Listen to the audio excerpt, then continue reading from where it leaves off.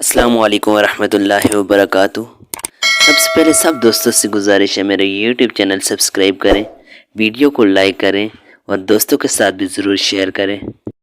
حضرت سلطان محمود غزنوی رحمۃ اللہ علیہ کے پاس ایران کا بادشاہ اپنے سفیر کے ساتھ ملاقات کے لیے آیا ہوا تھا۔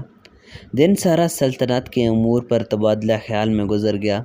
رات کے کھانے کے بعد ایرانی بادشاہ اور سفیر کو مہمان خانے میں آرام کرنے کی غرض سے بھیج دیا گیا۔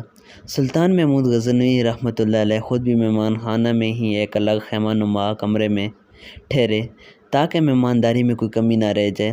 تقریباً نصف رات کے بعد سلطان نے اپنے خیمہ کے باہر کھڑے غلام کو آواز دی، حسن! اس نے پانی کا لوٹا اور خرمچی اٹھائی اور خیمہ میں داخل ہو گیا۔ ایرانی بادشاہ بڑی حیرت سے اپنے خیمہ کے پردے سے یہ منظر دیکھ رہا تھا اور ساتھ ہی ساتھ سلطان محمود غزنوی رحمۃ اللہ علیہ کے غلام حسن کے باہر آنے کا منتظر بھی تھا، جیسے کوئی سوال اس کو بے چین کیے ہوئے تھا۔ جیسے ہی حسن سلطان کے خیمے سے باہر نکلا، ایرانی بادشاہ نے اسے بلایا اور پوچھا، جب سلطان نے تمہیں آواز دی حسن تو تمہارا آقا پہلے پوچھتے، جی کیا حکم ہے آقا؟ تم بنا پوچھے ہی پانی کا لوٹا اور خرمچی لے کر سلطان کے خیمے میں چلے گئے، ہو سکتا ہے سلطان کو کسی اور چیز کی طلب ہو۔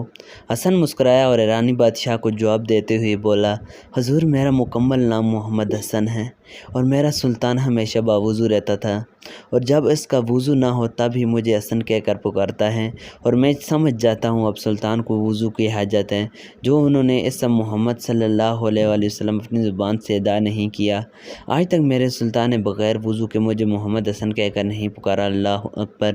یہ تھے وہ ہمارے اسلامی تاریخ کے ہیروز جن کے دلوں میں عشق مصطفیٰ کا ٹھاٹھے مارتا سمندر تھا، اور کافر مشرک ان کا نام سن کر کانپتے تھے۔ جب تک مسلمان بادشاہوں کے ہاتھوں میں قرآن و حدیث اور صوفیاء کا دامن تھا تب ان کا غلبہ بھی تھا۔ اللہ پاک ہم سب کو عمل کرنے کی توفیق دے، آمین۔ دوستو اس چینل کو سبسکرائب کریں، ویڈیو اچھی لگے تو اس کو لائک کریں اور دوستوں کے ساتھ بھی ضرور شیئر کریں۔